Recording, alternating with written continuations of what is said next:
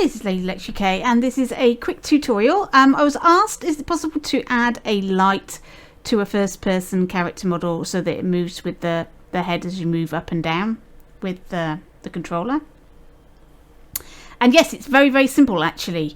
We've got a new gadget which allows us to attach things to the camera. So now you can track the camera with objects and gadgets. And so what I've done here is a first-person character model, and I've attached a light to the head camera tracker. And now as I move up and down, you see the light is following as I walk around. There's the light. I can look down the floor, look over there at that. And just as an added bonus, I've used this as a detector. So over here I've got this little red light, and if I put my light onto the little red dot, the siren goes off like that. So we've got a detector, and that can be used for all sorts of things. That can be used for point and click adventures and all sorts. So it's incredibly useful. Right, okay, how have I done it? Let's have a look.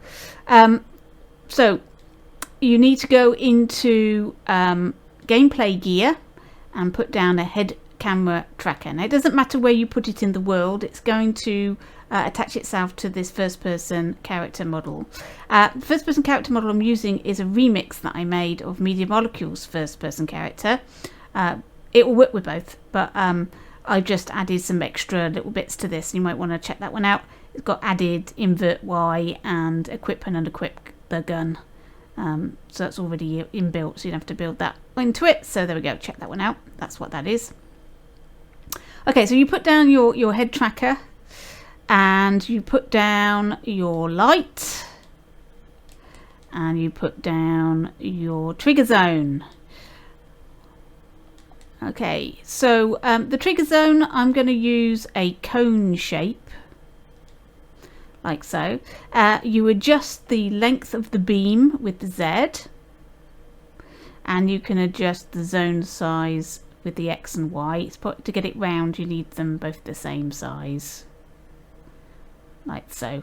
And you'll match it up with the size of the light beam, and you can change the light beam to be smaller with the beam angle like this.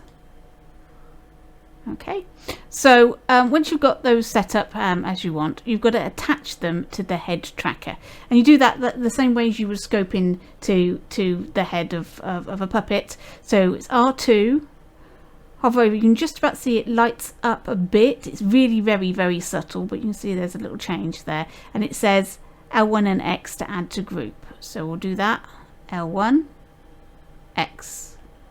And now that light has attached itself.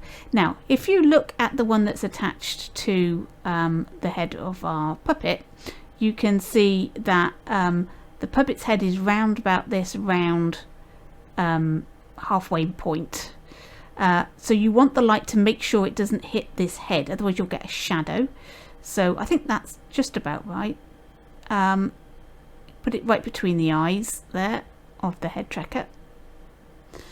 And you do the same with our zone. I shouldn't have deleted it, but never mind. We'll do the same with the zone. So come out, stamp down your trigger zone, get it into its cone, open that up a bit. Okay, so you pick it up with L2. Bring it over, L1 and X. That's now attached itself to the trigger zone. Move it in position, get it the same position as the actual light, like so. And there you go, you're done. Now you don't need to attach it to the actual first person character. This will automatically move into place. Obviously if you wouldn't have two. So I've already got this one in, so I can delete that one. Yeah, that one's gone. Now we're using that new one. Now with the trigger zone, let's just get into the trigger zone. We want to detect a tag. and the tag I've got is called found. And if we come out, you can see there is my tag found, and that's got a tag output to an alarm siren. Now you could, if you wanted the same activity to happen or the same sound or whatever, you could attach it to the detect on here. But if you want to make different for each tag, so for example, if I put this one over here, and I can put another light in.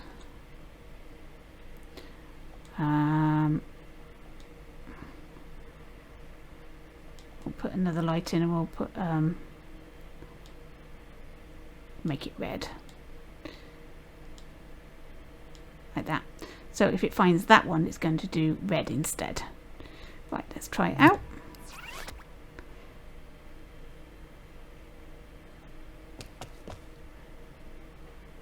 Okay.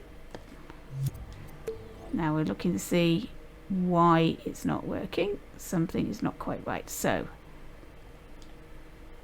first of all, we can see that this is not in the right position. That might be all it was. Yeah, there we go. So we've hit the right thing and that red light has come on.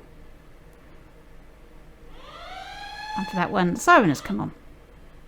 There we go.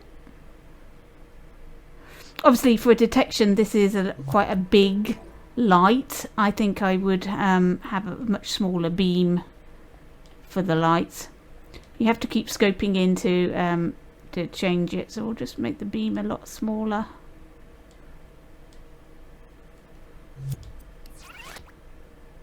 There we go. That's better, isn't it?